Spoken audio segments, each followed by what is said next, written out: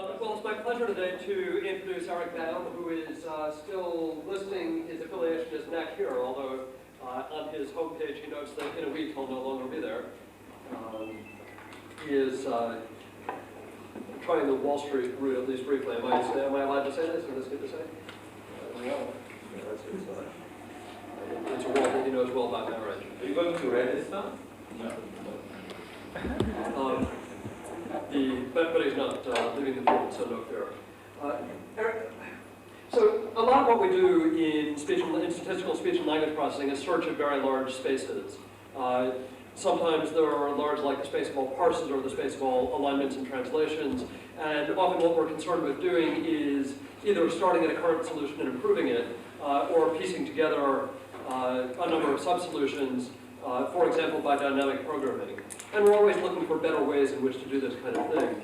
Eric's work has a very different perspective on these problems. It has elements of hill climbing, and it has elements of piecing together solutions of a large problem, but actually in much larger search spaces.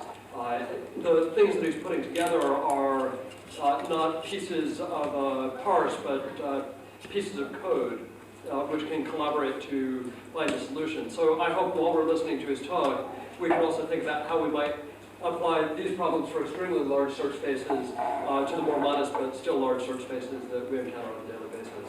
Eric did, like a number of people in this field, did his PhD originally in physics at Princeton, and he was at a number of places since then, including JPL, Princeton, and Berkeley. Is that right? Yeah. Before ending up at, before changing fields and ending up at NAC. So without further ado, thanks very much for coming.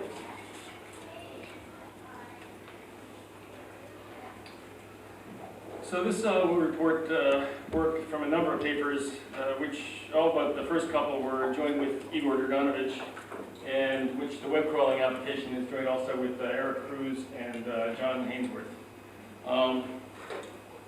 Before I get into the body of the talk, let me plug my book, which is coming out next fall from MIT Press. It's called What is Thought? This is chapter 10 of a 15-chapter book. This talk you'll see is about how you can, how an evolutionary program can exploit the fact that there's a very compact description of problem domains and learn to essentially understand them in some sense. And the book is more generally about how mind arose from such a process and what you can say based on that, and sort of a soup to nuts discussion of all various issues that arise. All right, so I've been working on reinforcement learning for a while. I set out in reinforcement learning. One has some world that one interacts with. It's the framework, and you can sense that world, and you can take actions on the world. And when the world gets into certain states, it makes a payoff. And your desire is to learn a strategy of interacting in the world that maximizes your payoff over time. And I've been interested since the start of this, working for some framework that might reach or at least explain how human-level computational abilities might possibly arise. Now, the standard, which sort of constrains the approaches that might be considered. The standard approach to reinforcement learning, especially back when I started, people are looking at other stuff now, is called value iteration. And you assume that the world is described by a state space graph. So in such a graph, there's a circle. I've drawn a circle here for each state the world might be in, and there's an arrow transiting from one state to another if there's any action that takes you from this state to that state. And some of these states are marked with reward. There might be others marked with reward. And the learning approach is you wander around and try and build up a graph in your memory, what the graph is and what you can transit from what to what. And you build by dynamic programming an evaluation function at each state. So if you've got paid 10 there, we might assign this state 10, and then we back that up by dynamic programming and say, well, if we get to this state, we can reach there. So this ought to be valued almost 10 too, maybe this is valued 9. And then we back that up, and if we get to this state, we can reach there, so this state maybe should be valued 8. We back things up along this state, so we get an assignment of an evaluation, a number for each state in the graph. And once you've got that, there's an optimal strategy. It's easy. Wherever you are, you look ahead at all the states you can go to, and you say, what's the valuation of that state? And whichever one's the highest, you take that action, and that's going to give you the optimal strategy. This is there's more detail I could give, but yeah. But that's only if you can build the whole graph, because if you still have exploration to do, you don't know. Yeah, so, right, this is the standard picture, and this is, I'm putting this up as a straw man to critique. But if you can build the whole graph, then this gets you the optimal. But it's useless for any real problem, because any real problem, the state space graph is going to be absolutely enormous, if not infinite. So I contend that this is sort of the wrong picture to do. Now, of course, when people actually come to solve real problems, which they do to some extent using a picture like this, they can't assign a number to each state in the world. So what you do is you train a function approximator, like a neural net, that does generalize, tries to generalize and predict the value of states that you haven't ever been in before. And then you look ahead and see which action leads you to something that your neural net predicts as the highest valuation, and you follow that. And that works pretty well. It solves some interesting problems. Like, for example, the best one is it did a pretty good job on backend. But I contend that this approach is still based on the underlying principle that there's a state space graph. Conceptually, you're thinking that there's a state space graph, and you're learning about the state space graph. And what we know from computational learning theory, and especially if you want to get to anything that's going to explain human-level computational abilities, you're really going to have to exploit the fact that the world has a very compact description. And you don't want to work with the state space, which is absolutely huge. There's some compact description that tells you everything you want to know and blows up into the state space graph, but you want to work with some program on the actual compact description. And you're never going to get there, I contend, if you start with anything that thinks that you're really working on the state space graph. And a consequence of this, just for another problem, which makes clear that this is a real problem, is that when you start training a neural net, you're sort of assuming that there's an evaluator you're going to produce that shows progress after a single action. And for real problems, that's not generally going to be the case. Consider Rubik's Cube, which is a problem that I'll talk about later, so maybe you're familiar with that. In Rubik's Cube, humans don't learn how to solve it by learning to recognize progress after a single action. They learn some sequence of actions that goes far enough in the right direction that they can recognize progress. And that's sort of the minimum you're going to have to do. For real problems, it's not clear that trying to find an evaluator that will show progress after a single action is even a step in the right direction.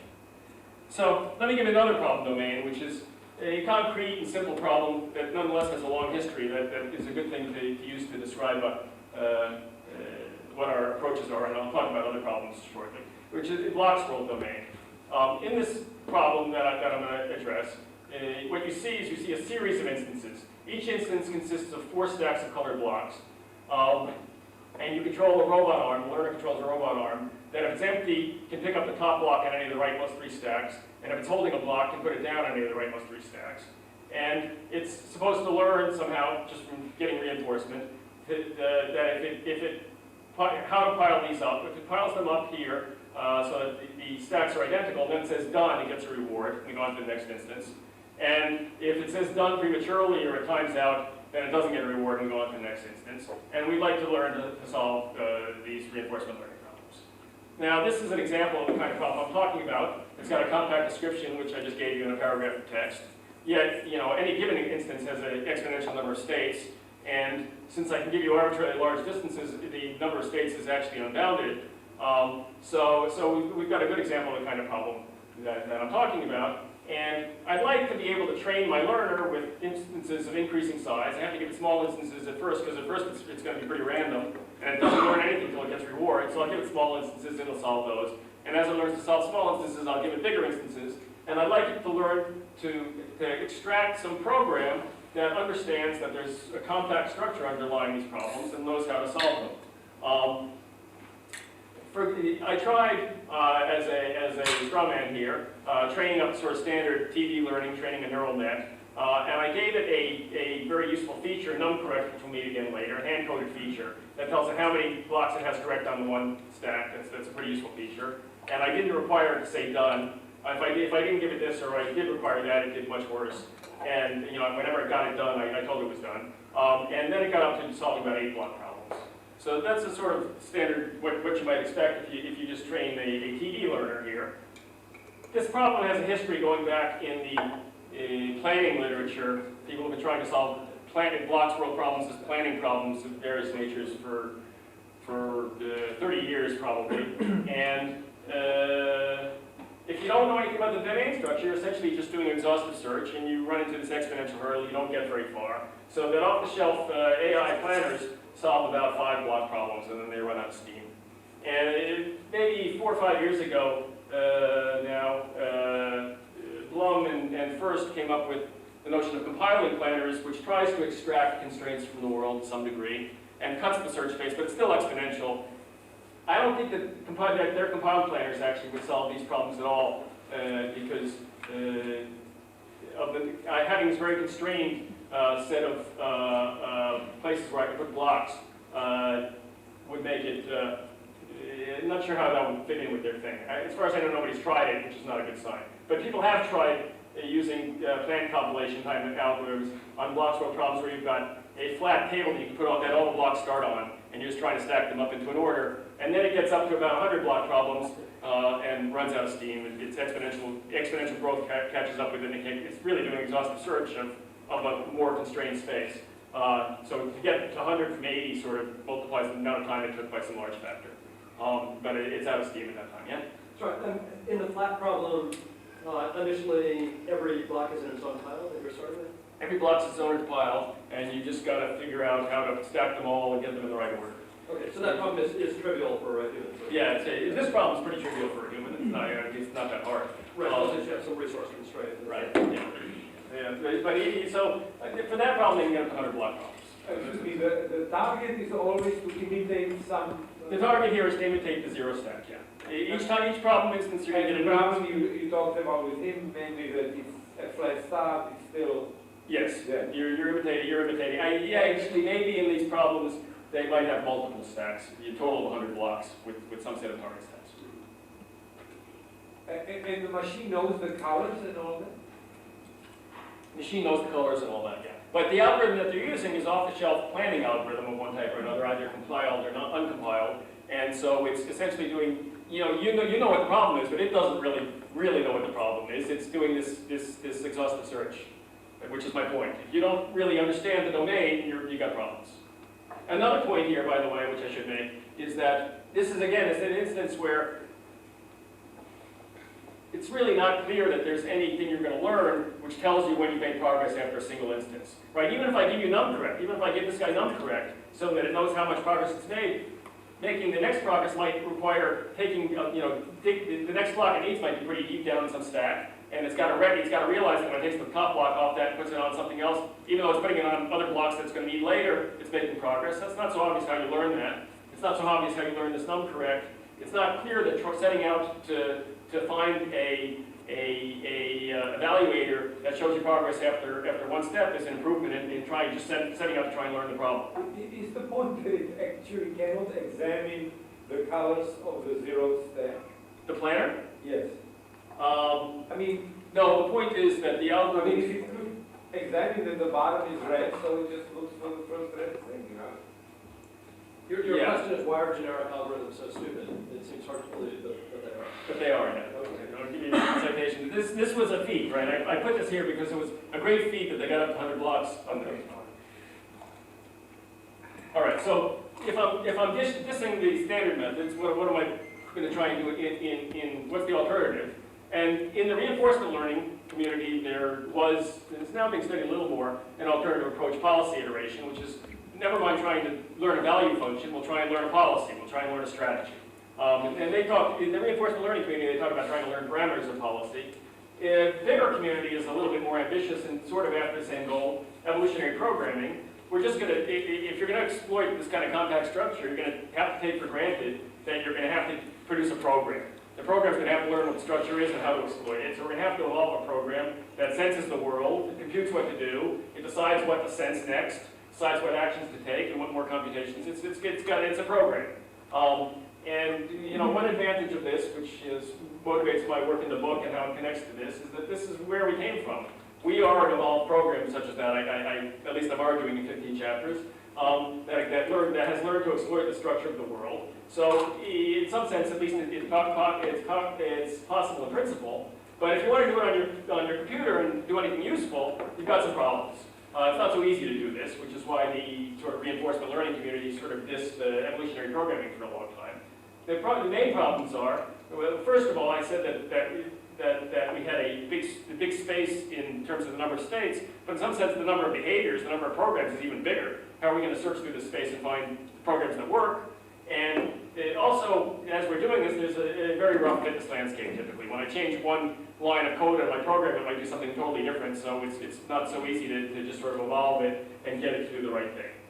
So, in particular, if you take off-the-shelf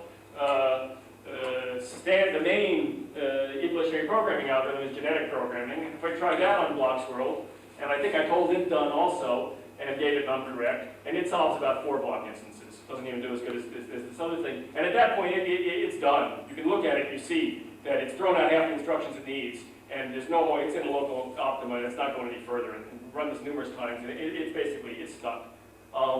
And that's true for genetic programming on all the different problems. I've tried them on every problem I'm going to tell you about, except for the web crawling problem, and it's pretty hopeless. And I've tried using exactly the same instruction sets that I'll talk about, and it really doesn't get there. Okay, so what am I going to do to improve on this? Here's the notion. I'm going to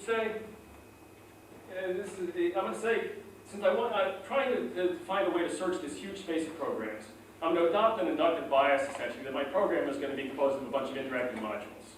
I'm going to try and factor the program. I'm going to try and divide and conquer it so that I don't have to solve the whole thing at once. I'm going to try and get so I can solve a bunch of pieces of it. And the way I'm going to do that is I'm going to try and solve assignment of credit. So I've got a bunch of different modules, and I'm going to have a framework such that these modules hopefully get credit for their contribution to the performance of the whole program. And if I can do that, then the individual modules just reinforcement learn happily. They don't even have to know what they're reinforcement learning. They're just moving around trying to figure out how to improve their performance, how to improve their reward. And everybody does that, and hopefully they divide up the problem and factor it, and we make a lot more progress. It's easier to solve than doing it all at once. That's the big picture goal. So how do I do that? Well, I took inspiration for this from the economy, which essentially does exactly that. I was reading one day a story of a pencil, which is what actually stimulated me on this. The question is, when you go into a store, a stationery store, and you buy a pencil, how did that pencil get there? And the answer is that people, literally thousands of people contributed to that pencil. And they don't know each other, and they have no common purpose, and they don't even speak the same language. They're literally rapeseed farmers in Indonesia who are growing rapeseed that gets processed into oil that goes into the graphite. And then there are smelters who deal with the little brass ring, and these guys don't have any common purpose. They're each just going after earning money themselves. And Adam Smith's invisible hand somehow coordinates all their actions. So what I'm going to do is to try and do the same thing here. I'm going to run an artificial economy. My agents in my economy are going to be computer programs with some money, and they're going to pay each other money, and they're going to take actions, and money's going to flow into the system when they do the right thing, and it's going to get routed around by the economy. And when these guys go broke, that'll be because they're not doing the right thing, and I'll remove them. And then I'll insert new ones typically by just mutating rich ones that I've got there. And the system will thus evolve, and hopefully it'll solve the problem. So I drew this picture before of the state space graph. Now I've got another graph that looks sort of superficially similar, except that now, instead of being states, these guys are agents. And money's going to flow into the system from the world when they solve it. It's going to get passed around by some kind of dynamic programming procedure on agent space. And so I'm hoping to pass money to the guys as they contribute to collaborating and get them to evolve to do the right thing. Now, I claim intuitively that this works in my system, and I also give some a lot of empirical evidence that this is true, that this works in my system, and it works in the real world, in the economy, for if and only if two principles are imposed on the system, and because you get dynamic programming when these principles are imposed. The invisible hand is basically dynamic programming, I claim. So the first thing you have to have is you have to have conservation of money. When agent A, there's going to be money flowing into the system from the world when they solve stuff, and there's going to be money flowing out at the beginning of the instance. But basically, when one agent pays, the other agent has to get it without any leakage or without any money magically appearing. And the reason for that is if you want to have a long sequence of agents and push a reward back down a sequence so that the early guys who take an action that later sets up another guy, sets up another guy, if they're going to get properly compensated, money better not be leaking, or else maybe you go back 3 links, but you're not going to go back any further than that. So you can't have money leaking out, and also you certainly can't have money being created, because you'll go around in loops creating money, and the system will happily learn how to do that without solving the problems of the world. And every time you get a bug in your program so that it learns how to create money, it immediately gets rich and it's not doing anything. It learns that, exploit that immediately, because solving the problems of the world is hard, but exploiting the bugs in the program is easy. So you need conservation of money. The other thing you need is everything in the system. You need to enforce property rights, and everything in the system has to be owned. And why is that? Well, let's assume that we have a collection of agents that are rational for the moment. In the strong economic sense, they always do the right thing for earning money. And a new agent is trying to come into the system. Now, I claim that if everything is owned in the system and we have conservation of money, this new agent is going to be able to enter profitably if and only if it actually improves the performance of the system. And why is that? Well, if it doesn't improve the performance of the system, it can't get any money from anybody else because they own it and they won't give it to them. And it can't get any money from anything anywhere because everything's owned, so it has nowhere to get money. But if it improves the performance of the system, then more money flows into the system, and there's money to lie around, and since they're rational, they're all happy to give him some of it, and they get a little bit more, and everybody's happy. So if the agents are rational, and these two things are true, then it's a theorem of Coase that a new agent can enter if and only if it improves the performance of the system. Now, in my system, the agents are initially about as far from rational as they could get. In fact, they're literally random computer code. But the guys who are less rational lose their money, they give it away, and they go away. And so gradually, the guys that are more rational survive a little longer, and you hope to bootstrap to where the programs are relatively rational, and then new guys can pretty much enter only if they're improving the performance of the system, and you can evolve hopefully to solve problems. That's the motivation. All right, I could talk a long time about this, but I don't want to spend too much time on it. If you look at the economy and the ecosystem in these terms and other structures, you can say a lot of interesting things. So Miller and Trexler back a ways compared the evolution of the ecosystem, where none of this is enforced, to the evolution of the economy.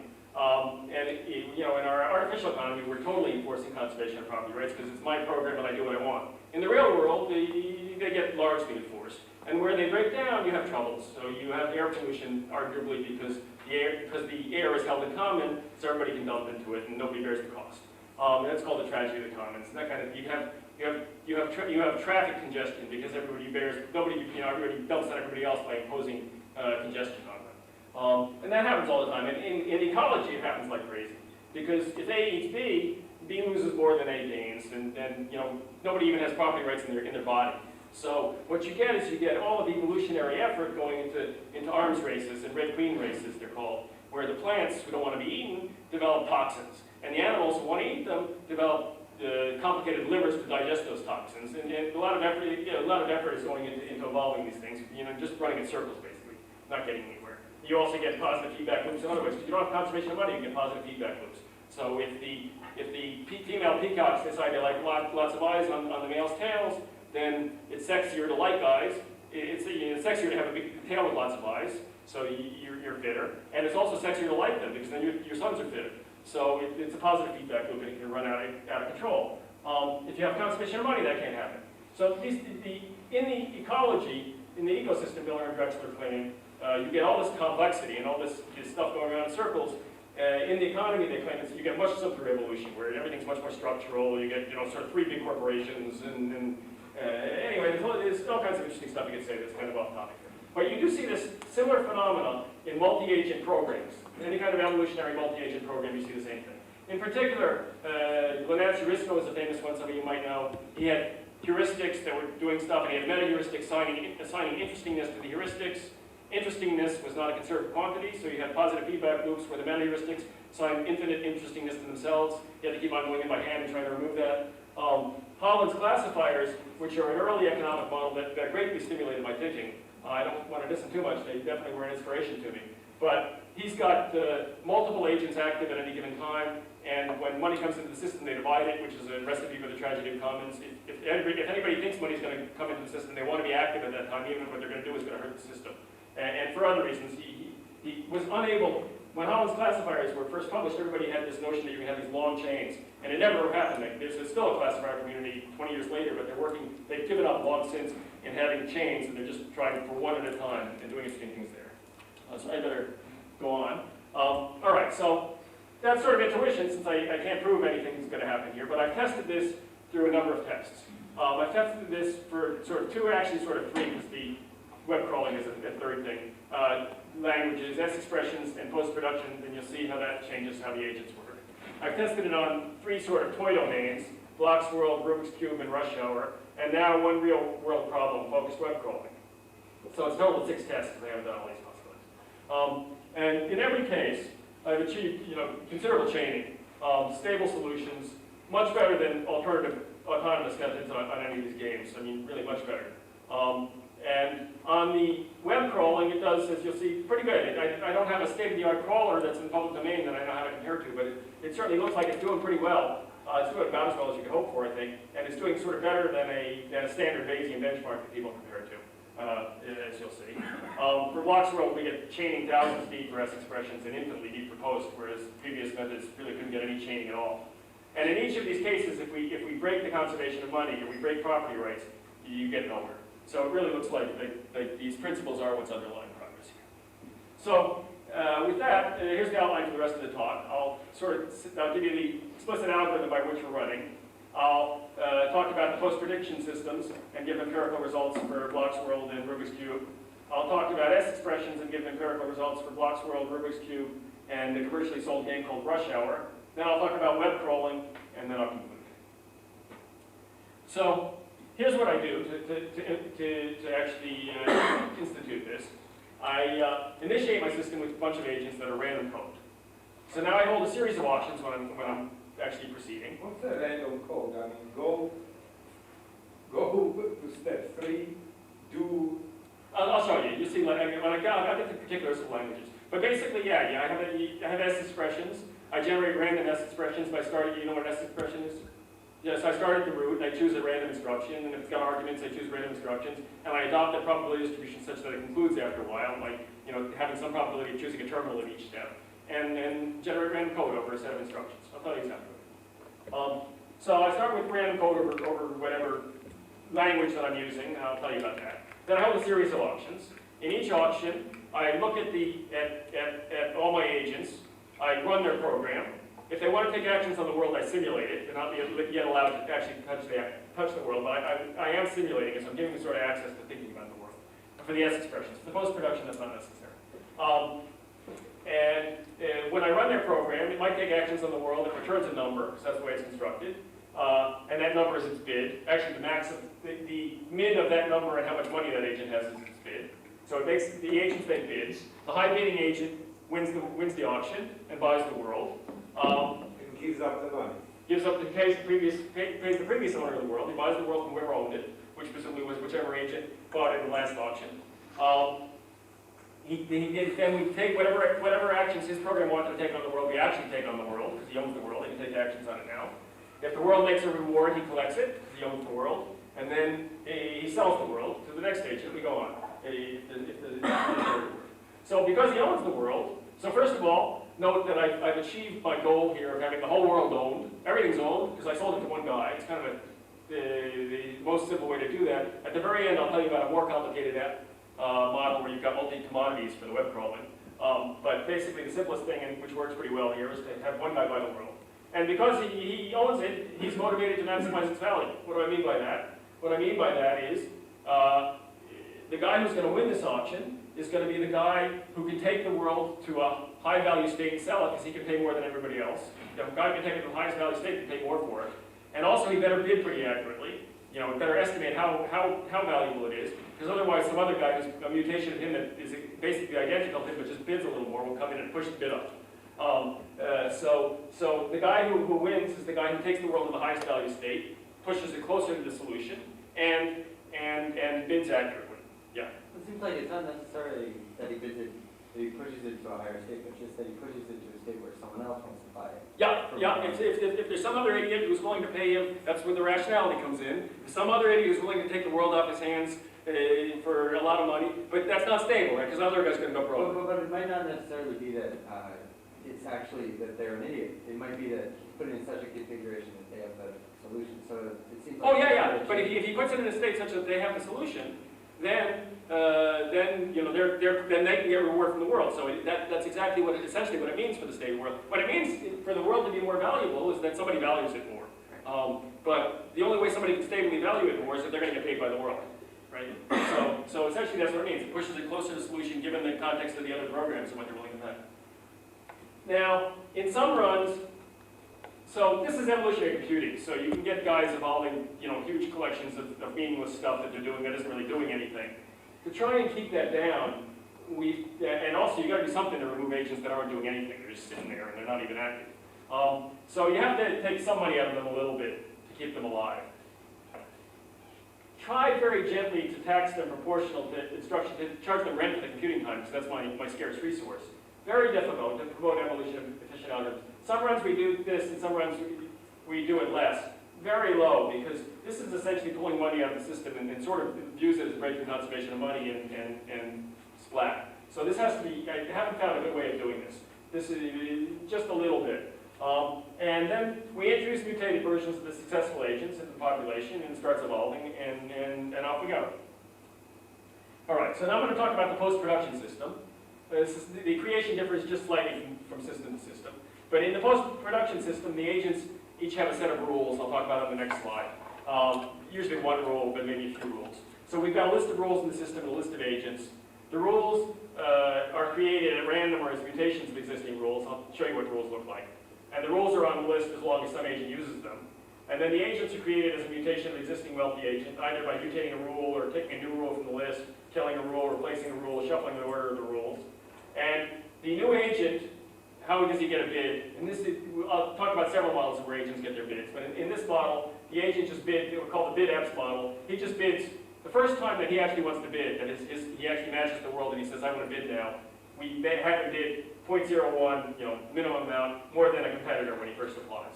So he wins the auction and we try out this new agent. Good thing to try him out, because otherwise he's just wasting our time. And if he doesn't work and he loses money, we take, he's out of there. But if he works, then good. And the agents exist as long as they're at least as wealthy as when they first came in.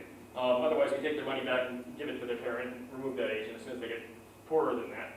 And so this pushes the bids up until they're rational. You might have had until they get us up to good estimation. For the web crawling, you want to push things faster because page fetches are expensive. So you'll see we did something else. But this works fine here. Okay, post-production systems. If you don't understand this, it'll become clearer on the next slide when I give examples. Post proved in 1943 that you have this Turing universal model of computation where you've got a string of symbols that's an axiom, and then you've got some productions which have variables that can match the string of symbols and other strings. And whenever one of the productions matches, you go through them in order. And if a production matches, you make a substitution to change the axiom, binding this to whatever it took to match it. And so then we get a new axiom, and then we compute in that way, changing what's posted. And this is a model computation which we're going to use here.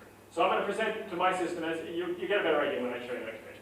I'm going to present to my system the world as an axiom, which I write as A. We're talking about it for block scroll for the moment. A open paren, B closed paren, open paren, C closed paren, etc. Where A is one color, red or empty. And B is a string of colors, red, blue, white, representing the zero stack. And then C is a string of colors representing the one stack. D is a string of colors representing the two stack. So this codes what the state of the world is. That we present that to the thing. The productions of these agents look like this, where we put in the parentheses. And the S's are strings. over y's, which match a single variable, and match a single color, and xi's, which match a string of colors. And the right-hand action that this agent takes is to grab some string over grab 1, grab 2, grab from stack 3, drop on stack 1, drop on stack 2, drop on stack 3, or stay done. And if this guy matches, then the agent bids. If his bid is high, then we take his action, and that's the way this proceeds. A note here that I have given it where the brackets are. We tried at first to just let it learn everything. In principle, it could learn everything, but it never even solves a single instance, so it never gets any feedback. The search space is too big. So we built in the syntax by positions of brackets, and then it makes progress. So when we run that on Blocks World, we run it for a while, and it produces, on several occasions, a program that solves arbitrary Blocks World instances. This is one such program. I'll go through it briefly just so you see what it is. The highest bidding agent here has this rule, 35, he bids 35.8. If this matches, he bids 35.8. Since he's the highest bidding, if he bids, he wins. So let's look at him first. We'll work from the back up. He matches when x4 is some string of blocks followed by one block. So the first stack has got to match x4, y naught. So x4, therefore, is all the blocks except for the top one. And that's got to match the one stack for this, because this binds. So for that to match, this thing has to be correct up to the last block. And the last block there has to be over here on stack 2. And then x7 can match as empty, and x1 can match as empty. So this matches exactly when the thing is almost solved, except the next block it needs to solve is right there. And then he grabs from 2 and drops on 1 and says done, so the instance is over. He knows how to solve that instance. He bids 35.8, which is pretty high. So if he doesn't match, then the next highest bidding guy is this guy. This guy bids 8.07 and will win the auction if he matches. This guy bids if this rule is satisfied or this rule is satisfied. If this rule is satisfied, then again, stack 1 is accurate as far as it goes, but there can be other stuff on top of it. And in particular, the next block needed, whatever the next one that's going to advance this, is sitting on top of stack 2. And as long as that's true, that the next block needed is on top of stack 2, and stack 1 is up as good as it goes, then this guy's going to match, because this can match anything, and this can match anything. So he grabs from 2 and drops on 1 and makes progress.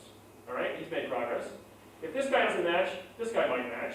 This guy matches when this guy is correct as far as it goes, and the next block needed is somewhere in stack 3. Whenever that's true, then this guy matches, and he grabs from 3 and drops on 2.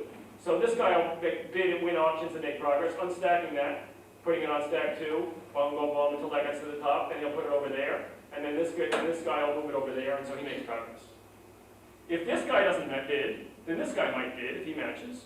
This guy matches just if stack 1 is correct as far as it goes, but there's other stuff, and who knows where the next block needed is. But if this guy doesn't match, then the next block needed is not on 3, and in these instances the next block needed is somewhere, so it's got to be on 2. This guy grabs from true and drops from 3, and he'll do that until he digs up under it. Then that next block needed is on top of stack 2, in which case this guy will move it over so they make progress.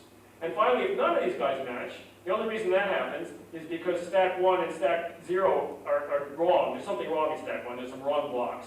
In which case this guy matches because he always matches, and he unstacks from stack 1, stacking it on stack 3, and he'll just win auctions until he does that and remove them, and then these other guys can go on. So these guys solve arbitrary Blocks World instances. This is how it evolved. It took it almost 2 million instances before it learned anything, and then if you watch the screen line, you can see it started improving a little bit. It figured something out, and then right around here it figured it out, and boom, at this point it's solving infinite instances. The only reason that it didn't go up to infinity is because we have some algorithm in here that's slowly increasing the size of the instances we presented, and it's not catching on something. All right, we did 2 control experiments here. The first control experiment was to break property rights. And the hard thing about breaking property rights is breaking them in some fashion that might be sensible, because there are lots of ways to break property rights. The only say is it's broken. So the way where I broke them is to take advice from the classifier community. Various people were telling me there's a better way of doing bidding that you should really try because it'll experiment better, it'll learn faster, which is what's called zero-based classifiers in the classifier community. They were pushing this. And what they said to do was choose the winning bidder with probability proportional to his bid. Rather than choosing the high bid, choosing the probability proportional to the bid. So you do experimentation and try out different guys. Sounds like a sensible plan. The only problem with it is it breaks property rights. You're forcing guys to sell for lower amounts than somebody else is offering them. They don't like that. And so a guy who's almost done, he's going to take the world to some place where the next guy for sure is going to take it and solve a 100-block instance. Okay? he would like to sell it for 99 to that guy. But he can't sell it for 99, that guy might be willing to pay him 99. But he can't, he doesn't want to sell it, he doesn't want to pay 98 to get here, because when he sells it, some other guy who bids only 50 might win it probabilistically, and he wouldn't get paid the 99, he wouldn't make back his money. So he can't bid 98 to get there, he has to bid 40. And so you can't push money down the chain, and it totally breaks, it solves 4 block instances. The other thing we tried, since this program works so well, and it's such a compact program, maybe we put maybe we hand coded it all in, and certainly we have coded the program. You know, the fact that there's such a compact language is certainly contributing to our ability to solve this. So I figured maybe we could do it without the economy just by doing stochastic hill climbing search. So we gave it a program with 5 rules or something, and whatever we had there, 5 rules. I think we tried a few different things, and we just did hill climbing search where we kept on mutating a rule and seeing whether it improved it, and if it did, we kept that, and otherwise we went back. And we ran this for several hundred million post-production systems, whereas the other thing ran for a couple million. And it managed to get up to solving about 10 block instances, but that's as best as we could do. So it looks like the divide and conquer thing is actually doing something quite useful here. Okay, we also tried this on Rubik's Cube. Very similar, so I won't dwell on it. The encoding now is a 54 variable string, and the action string is over 12 actions that rotate any face of the Rubik's Cube, quarter turn. And the AI are variables that match one of the QBs, the color of one QB.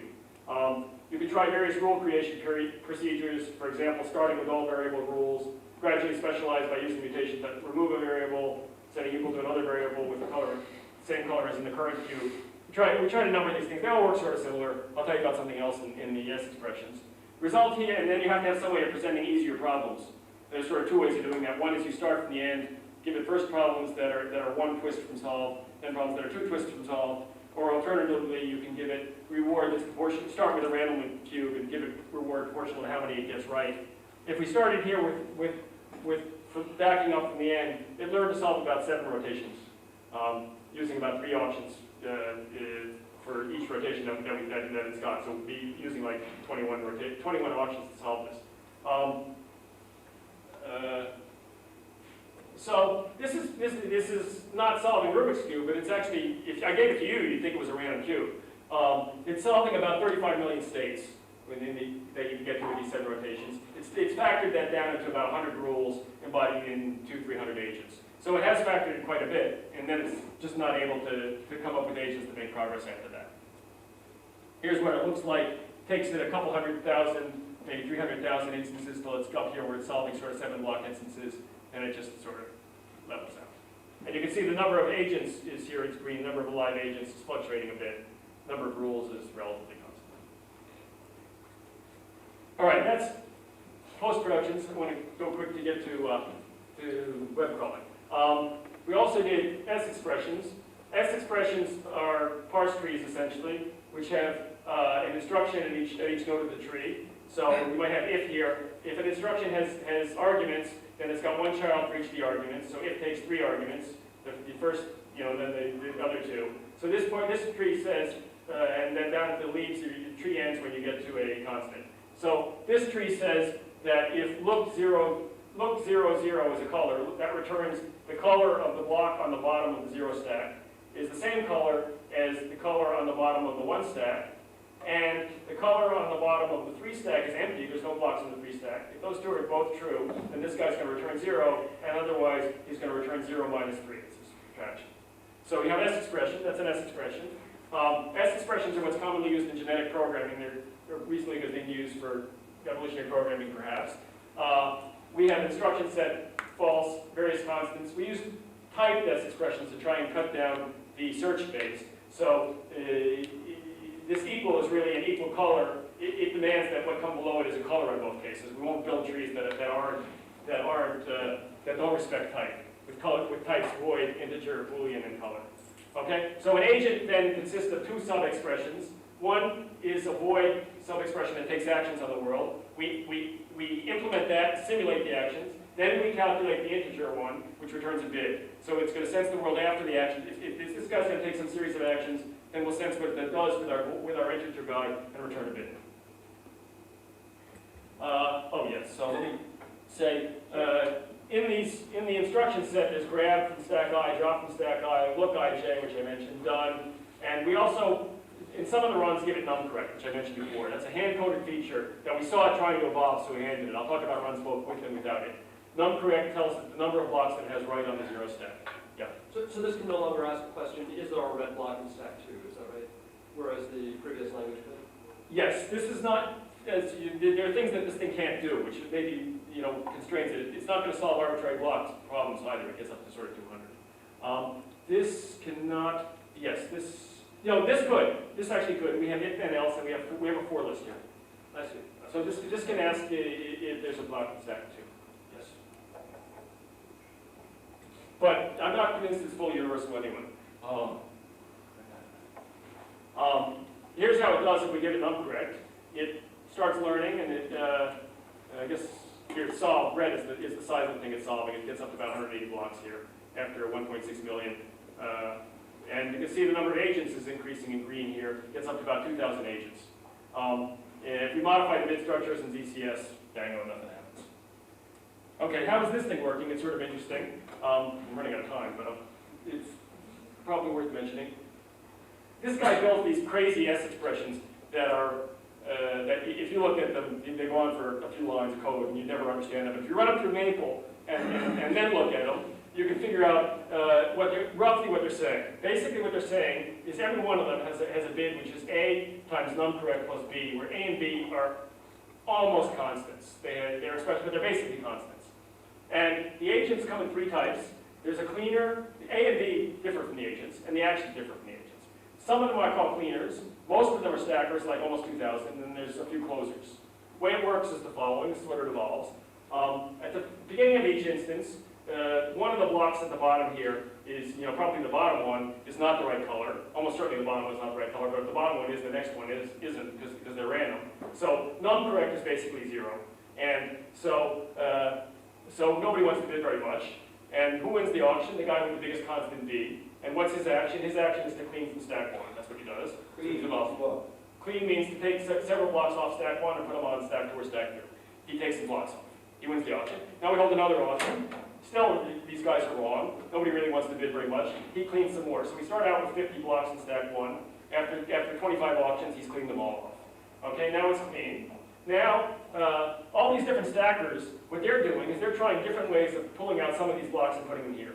And because there are 2,000 of them and they're trying different ways, one of them gets something right and makes some progress. And since he's looking ahead to try that, he's looking at a series of actions, remember. He knows what he's doing. He's looking at a series of actions that take something out and put it here. But because he's looking along a series of actions, he looks far enough ahead that num-correct shows him that something's made progress. And he bids more than everybody else because he's bidding with a big num-correct. So he wins the auction, we make some progress. Then another guy does the same thing, then another guy does the same thing. That goes on for 200 auctions. And then the last guy wins the bid because nobody else can improve num-correct. He's got the same num-correct as everybody else. And he has a higher constant B, and he says done. And they've solved it. So they evolved this collection of 2,000 agents that collaborate in this way to solve. And they're all paying, each guy's making profit, right? He's getting closer, he's getting paid more than the last guy. If you don't have num-correct, you can in principle write it like this. But that's too long for it to evolve. It evolves an approximation to it and does essentially the same strategy and starts making progress, getting up to about 50 block instances.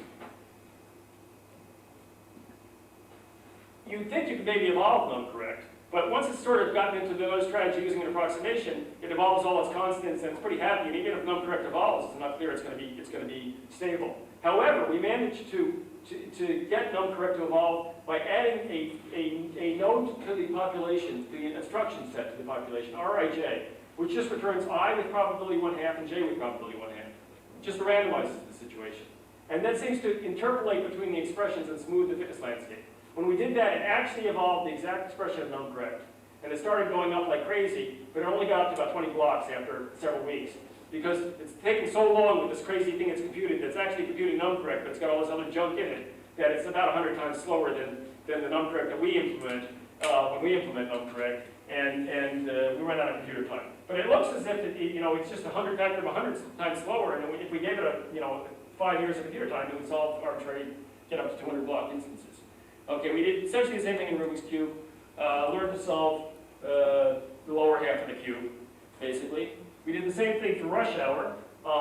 Rush Hour is a commercial game where you're trying to move cars and trucks out of the way. It's puzzles, a set of puzzles. It learned to solve 9 of the 40 problems simultaneously, which is arguably pretty good. Gary Flake and I, by the way, proved that the n-by-n version of this is p-space complete. Sort of an interesting construction. But anyway, so, you know, agent 1, one guy takes it there, one guy takes it there, one guy takes it there, one guy takes it there, and out you go. It learns to make progress. All right, let me talk about focused crawling, which is the latest application. What's focused crawling? I guess you people know, but what I'd like to have is I'd like to have a program where I give it one or more pages, possibly with some indication of the information I really want, and it should return all the similar pages on the web, or maybe even better, the information I want from those pages if I was really smart. And the method that I want to get there is using a focused crawl. So there's some page that I'm going to pay reward for here, and some page that I'm going to pay reward for there, and I'd like to be able to set out from here and know that this page is an ancestor of pages that I want, and then this page is an ancestor, and this page is an ancestor, and go there without going down all the various other links that I might go. So I have essentially a smooth crawl. I might go down, I might add an occasional link that I don't want to my tree, but basically, you know, there's a mistake. I'd like to get there pretty smoothly. To do that, I've got to learn to recognize what the parents of good pages are and what their grandparents are. So if the pages I want are, say, neural net papers, those might live on the pages of computer science researchers, and I might get to those from computer science departments.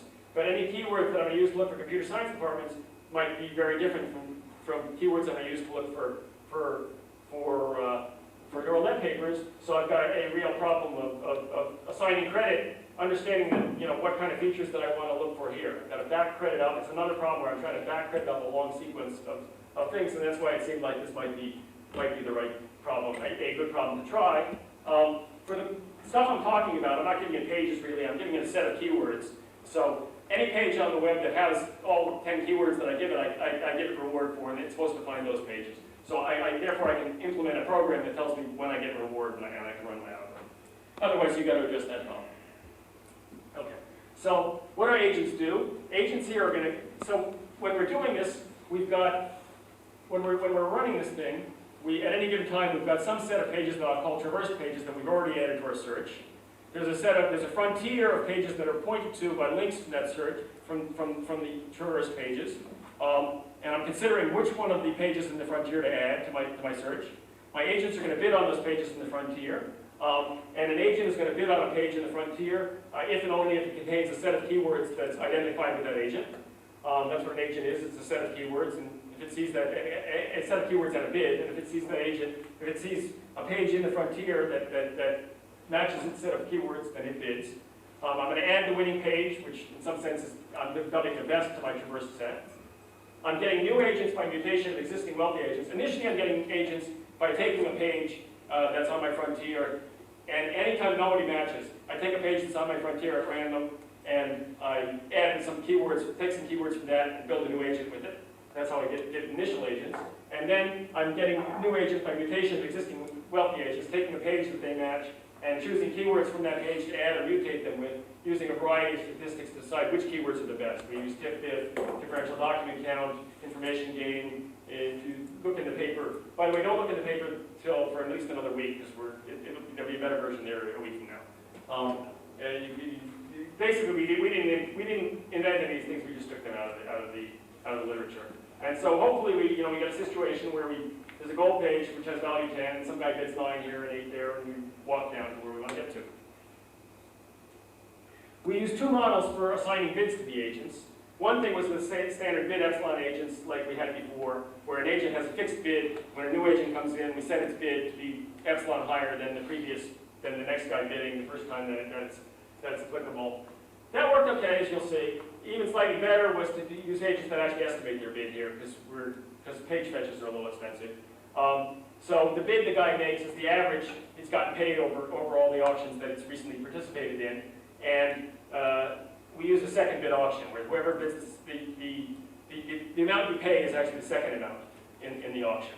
Because then from economic theory, then it pays you to bid as much as you possibly can, as you can afford. Whatever the true value is, it pays you to bid.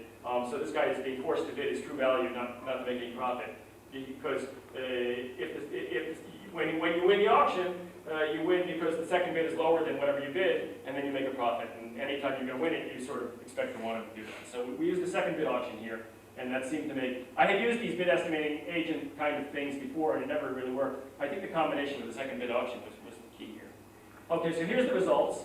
We're comparing Bayesian models. This is sort of a straw man benchmark that people use, which looks at keywords and computes, it attributes a probability to a page being a goal page by whether it has some keywords in it that are chosen from statistical analysis of the web. You can either use binomial, whether the words are in the page, or multinomial, which works a lot better, the number of times that the words are in the page. If you wanted neural network articles, Yes. then you would give it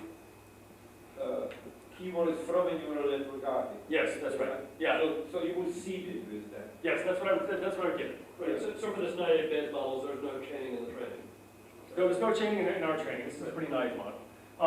So I probably would like to have a better comparison actually. But anyway, we beat the naive. We're not the first people to use this naive model, so I don't feel too bad.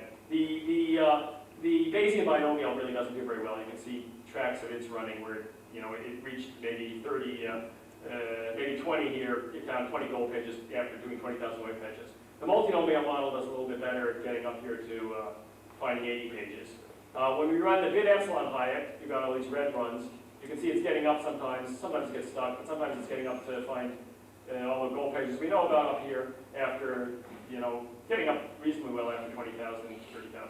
And the bid estimating Hayek is finding sort of, some runs it's finding all 150 of them after sort of, I don't know, 5, 8, 10,000 page fetches, which is pretty direct.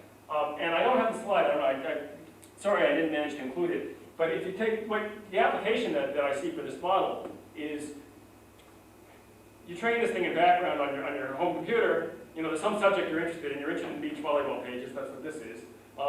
And then it develops a trained model, and then it's quite efficient. I mean, this is including the learning. If you take this guy now and you run it from a random starting page, it finds all 150 of these guys in a flash, in sort of 500. It knows what it's doing at this point.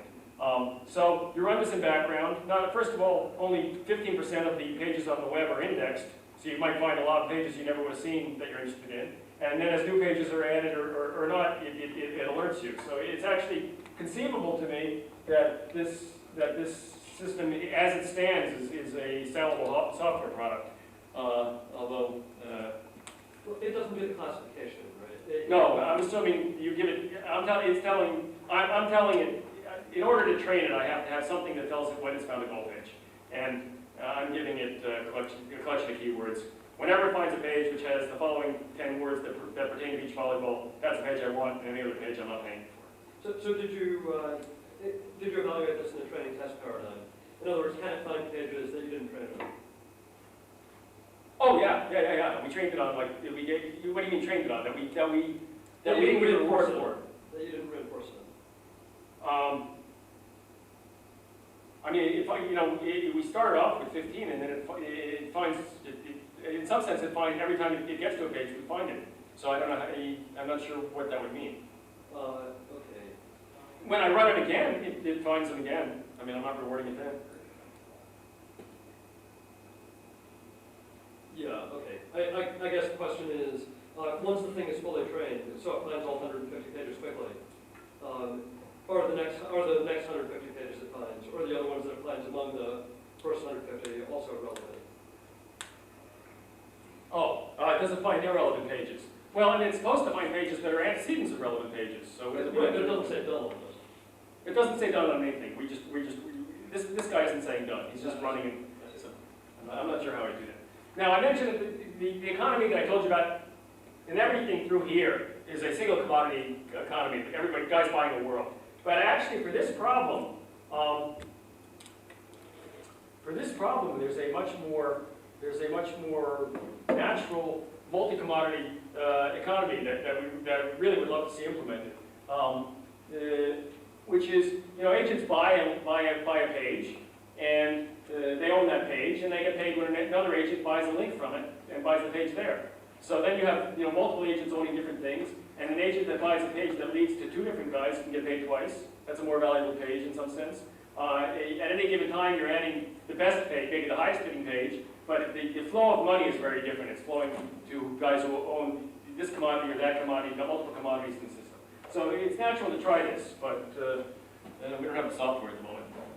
All right, so that's the talk. I claim that my economy seems empirically to achieve credit assignment and produce this modular structure. It certainly gets deep chains and stable cooperation among these guys. For harder problems, it's not clear how you can continue progress.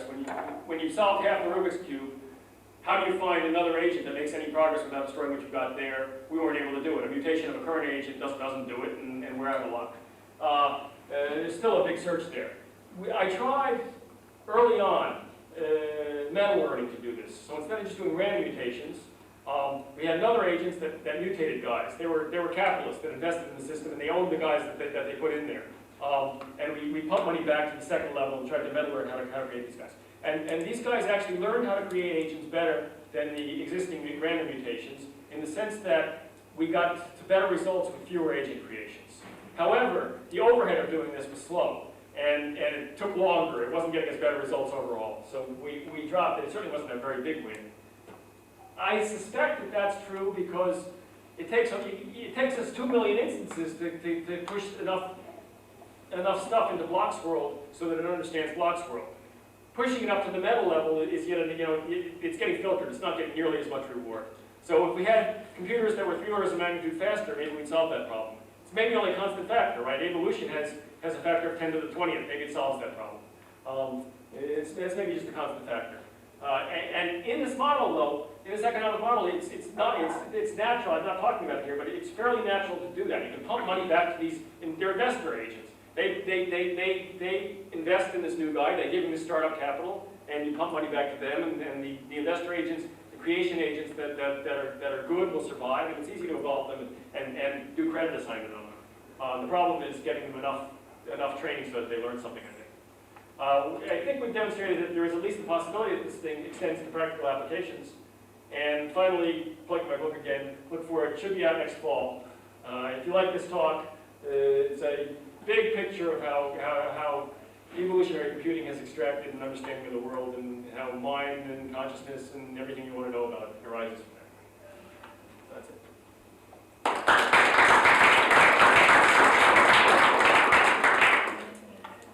Well, thanks for a very interesting talk. We've got good time for questions. So, first of all, I don't understand what it means to solve half a Rubik's Cube. What it means is you got half the cubies right. They are right. Okay. That's not clear that that's half the cubics. When I'm solving Rubik's Cube, you give me Rubik's Cube. I start solving it from the bottom, and I get the bottom half of the cubies right. And then at that point, I can't figure out how to make progress either. If I want to make progress, I've done it once. It took me 2 days. I had to take notes to get the top thing right. Okay? Yeah. After 2 days of thinking about it, I got the top thing right. That's where this thing gets to that point. If you give it reward for how far it's gotten from the bottom, it'll get up till it gets to the exact point where I'm stuck. And then it can't figure out the next agent. So you're counting continuous cubies or something? Contiguous cubies. Yeah. So I think we tried to. I think it can do about as well with the spattering. But you certainly trained it to get the bottom and the middle right. I think maybe it's missing one in the middle. I can't remember where it gets stuck. So what is the reference to Hayek that you had there? Hayek is what I call the program. No, I know, but I mean, why do I call it Hayek? To do with Friedrich Hayek. Yeah, absolutely. Yeah. Friedrich Hayek was all about exactly these kind of mechanisms for pushing incentive through economies. And so I thought it was an appropriate name for this program. He also, by the way, did psychology, so he was interested in mind problems. But in particular, he's sort of the inspiration, I think, ultimately going back for these notions that conservation of money and that the economy is basically doing dynamic programming. It filters from Hayek. I'm not the first person to mention that. If you go to Miller and Drexler knew about, they didn't apply it to evolutionary computing and things, but they had ideas like this. They applied it to comparing the economy to the ecosystem. The main thing about Hayek is I think that he says planned economy is impossible because that would mean solving a system with, I don't know, million unknowns, and you just can't do it. But he also, But you here, Yeah. before, you were talking about how if you don't put certain constraints on, how the various agents are going to do, well, are just going to suck money out of the system and sort of not invest them. I mean, they will do essentially what Enron did, and they will do essentially what they do in Eastern Europe these days. the constraints you need on the economy are conservation of money and property rights. You have to, so in my system I impose So why those because I'm doesn't ready it to work vote. why doesn't it work in a real economy? It does work in a real economy. The economy functions to the extent that you enforce conservation of money and property rights, which is almost entirely enforced in the real economy. Right? You get a certain, so to the extent that you have, to the extent that you have fraud that's violating property rights, arguably, you can take two pictures on that. Anyway, it cleans out, right? Enron is gone, right? There are fluctuations. I'm not saying it's a smooth economy. Actually, in a previous, I have a slide somewhere, I don't have it with me, showing in an earlier version of this, which didn't work well, I can't remember the context, showing an amazing business cycle. But you know, when the system can get fooled temporarily, but eventually it's doing dynamic programming, it's pumping money through, and it's learning what to do. Right. Well, you've got long-term actors, right? It's sort of a big deal. So I've got you're not dealing with some fly-by-night operator. You're going to establish, you try them out for 10,000 times, and if they're not doing well, then you drop them and go to some other business. Transactions don't happen. Yeah, they're doing.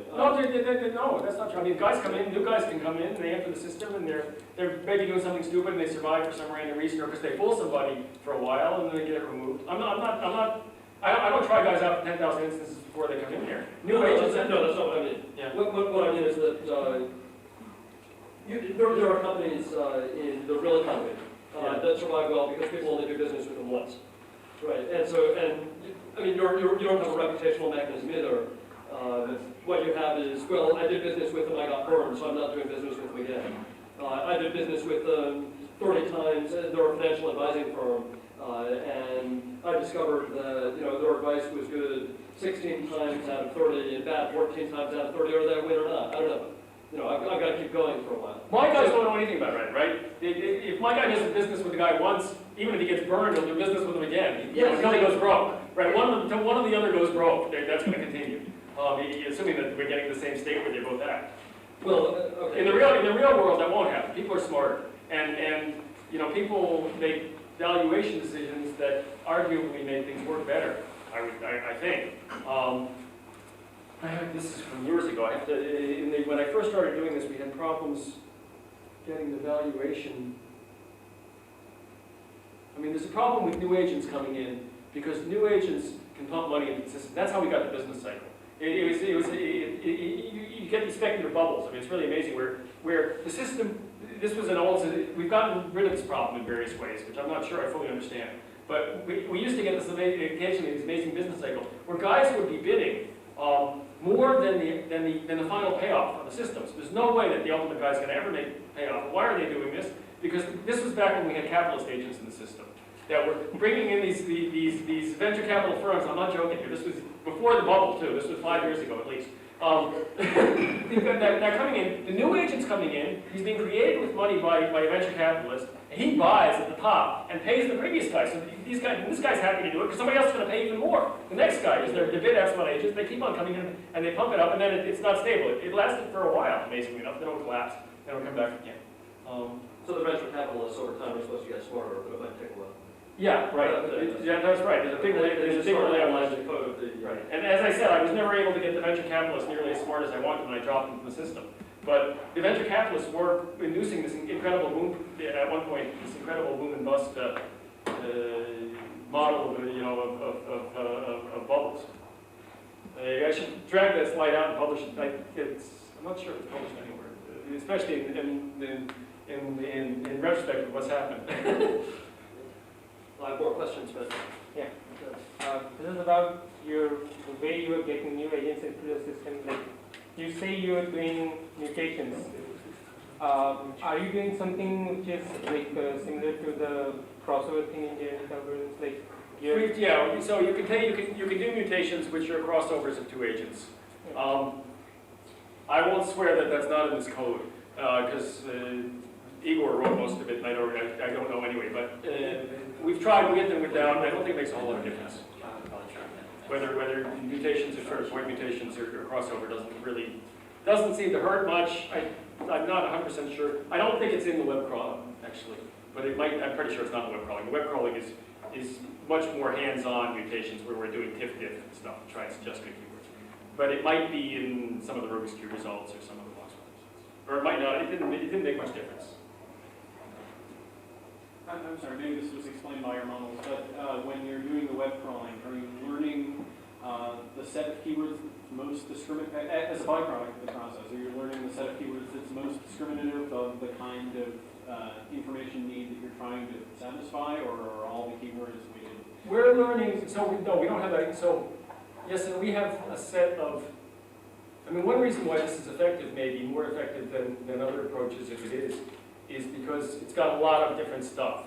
You know, you usually have one set of keywords that you're looking at. I've got hundreds of agents, maybe thousands of agents, and each agent is looking for some set of pages that it thinks are good. So, and it has some set of keywords. So there's no one set of keywords. I don't know how I compile this thing. Sort of the intuition being that as you search the web and find more pages about what you want, your model of My model should be capturing, yeah. should be shifting.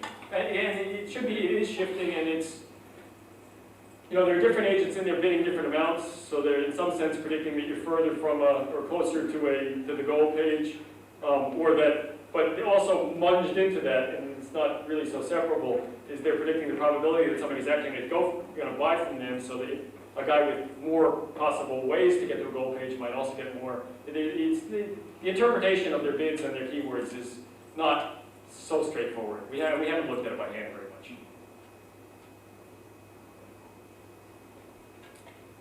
Well, I have several questions about how you might change the system to get better behavior of one kind or another. Let me throw two at you, and you can answer whichever one you think is more fruitful.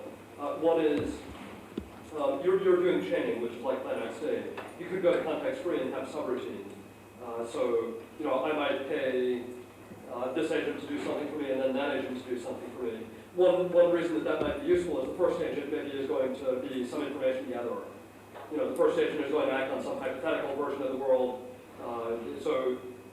In the case where you don't have a for loop, it might explore and try to find see whether there's a red block toward the top of pile 1, and it might do that by paying off other agents and so forth. So I'll address that, and then you can come to the question 2, Fred. So one can imagine much more complicated information economies, and it would be cool to evolve them. But I'm not quite sure of the model of how to do that. For example, where you've got an agent that's a subcontractor that's going to find out some information and give me that information. So there's a chicken and egg problem here. An agent can't write on some memory a word until I know how to interpret that word. And I don't know how to interpret that word until he writes on it. So I don't know how to bootstrap and get more complicated stuff like this and get it to work. I've tried various models. And I've never succeeded. I'd love to have a way of evolving, you know, more complicated information processing, subcontracting of, defined statements. We've tried various ways of putting defined statements in and having them compensated. I don't know how to do it. A defined statement is something that defines an instruction that then is used in other agents. Right. The other thing that I was wondering about is the role of randomness in the bidding process, for example. So what you have now is sort of like a decision list ultimately, although it's a little more complicated because but you know, whoever's at the top wins, and if they fall through because their conditions aren't met, or possibly because their bid is too low, because I guess the bid can depend on the conditions, then it goes on to the next agent and so forth. But you wonder whether there shouldn't be a little bit of jitter added, so that sometimes lower bids can also win. And I can imagine a number of reasons that might be good. One is empirical, and that you did a better job on one of your experiments when you threw some randomness into the decision-making process inside the agent. So you could institutionalize that. Yeah, I'm sorry. The web crawling actually has something like that in it. The web crawling new agents that bid close are winning. I was a little against that because early on in some of our runs, stability of order was actually more important, and having it randomized was worse than having one guy, when two guys essentially tied, having one guy always win. And so what we would do actually is add a small amount to his bid if two guys were tied, and just leave it up. But it seems But to in be principle, the working. agent should learn that, it's important for them to win all the time, they should just bid more. Or if it's important for If they them to can. go after some other guy, they should just bid less. Yeah. Plus to. Right. to It could be that adding a little bit of jitter. So like I say, in the web crawling thing, as it is implemented, it is allowing a novice agent, a guy who's just entering somehow, or pretty new, to outbid a previous guy paying a little bit less, 52%. Well, one reason that you might expect to, I have some intuition, I haven't totally worked this out. Once, I think it's allowed. I think it's allowed now to jump ahead once in the current system. I'm not sure how you know. Yes, I'm not sure how. So that's a rule which is trying to make sure that everybody gets to compete, right? Yes, that's right. Right. Yeah, I was skeptical, but anyway, it's in there, I'd say if you were. Yeah, I mean, the bid is part of it, but then there's sort of a notion that if you give somebody a start, then you might be able to accumulate more money, eventually do better. So you can't bid that well now. Right, exactly. But it needs to build up some capital Yeah, by virtue of doing better. Yeah, it makes some sense in the bid estimating agent, who's, if he starts estimating that he's really worth more than he thought, then he'll bid more. For fixed bid agents, it doesn't make so much sense, which is what some of these agents were returning functions of what they're bidding with num correcting them, and some of them were fixed bid agents. We've used various models. So let's take one more question if there is one, and then let people go, and anyone else can stay after and talk to the speaker. Okay, well, let's thank the speaker again.